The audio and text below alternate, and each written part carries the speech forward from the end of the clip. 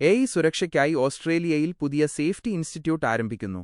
Canberra artificial intelligence AI ഉപയോഗം സുരക്ഷിതമാക്കുന്നതിനും ജനങ്ങളുടെ സുരക്ഷ ഉറപ്പാക്കുന്നതിനുമായി ആൽബനീസ് സർക്കാർ Australian AI safety institute Australian AI safety institute രൂപീകരിക്കുന്നു.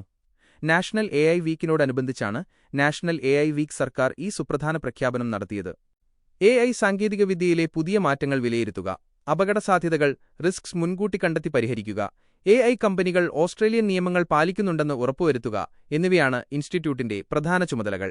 സർക്കാർ സംവിധാനങ്ങൾ, വ്യവസായ മേഖല, അന്താരാഷ്ട്ര ഏജൻസികൾ എന്നിവരുമായി സഹകരിച്ചാകും ഇൻസ്റ്റിറ്റ്യൂട്ട് പ്രവർത്തിക്കുക.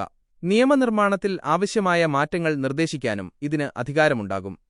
AIയുടെ സാധ്യതകൾ ഉപയോഗപ്പെടുത്തി തൊഴിൽ മേഖല മെച്ചപ്പെടുത്താനും ഉൽപ്പാദനക്ഷമത വർദ്ധിപ്പിക്കാനും ഈ നീക്കം സഹായിക്കുമെന്ന് വ്യവസായ ശാസ്ത്രമന്ത്രി ടിം എയേഴ്സ് പറഞ്ഞു.